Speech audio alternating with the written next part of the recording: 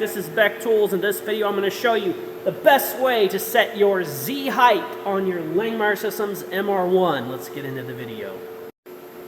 Alright, so we have a part clamped here in the vise. A lot of you may think, just use the probe, right? Well, maybe you didn't buy the probe, or maybe you have the probe and you just don't like how repeatable or how not repeatable it may or may not be. So, just putting that out there. If you want something that is going to be accurate, super accurate, well beyond the accuracy of the probe, this is going to be the method that you're going to want to do for your Z height. So, I used to take a piece of paper, and I would bring this down, I'd wiggle the paper back and forth until the end mill would pinch the piece of paper. At that point, I would say, okay, it's 3 thousandths.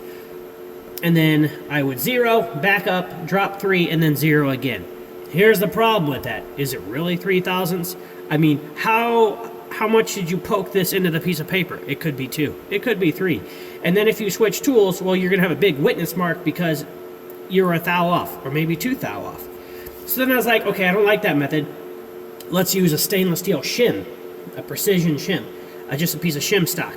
Well, here's the thing. You still have to be very careful clicking slowly because, you know, if you double click, you're going to really pinch hard. You could chip, you know, your end mill. If you chip your end mill and you haven't even started, now you've lost money and you have to change the end mill. You've wasted a bunch of time. So you have to be careful and really slow and just sneak up on it as you're moving it back and forth.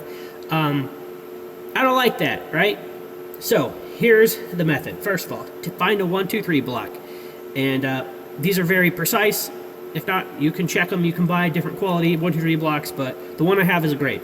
Wipe off the bottom, wipe off the top, wipe off the part, put your block right here, gently right up against the edge.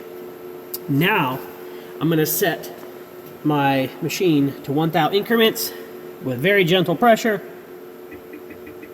Actually, you can just, you don't have to go increments. First, you can just kind of, okay, it went under, so now I'm going to set for 1 thou increments.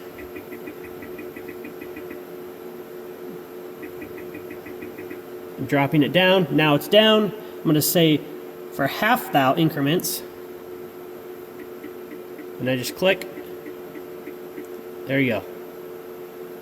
Now we are within 5/10. Hit 0. I back up. I go to 100 thousandths increments and I click down 10 times.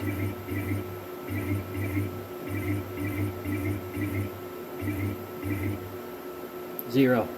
Now, I guarantee that is 100% accurate. I don't have to guess. I don't have to wonder. I don't have to hope and wish on a star.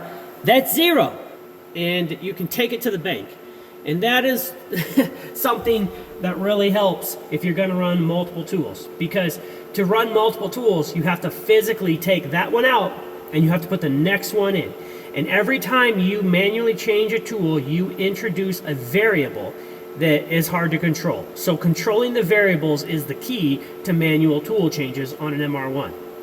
That's why I use this method, because this method works and it works well. Anyways, guys, that's all I have for this video. Thanks for watching. If you have any questions, put them in the comments below. If you want to save $100 on the purchase of an MR-1, make sure you use my coupon code and link in the description of this video. Thanks for watching.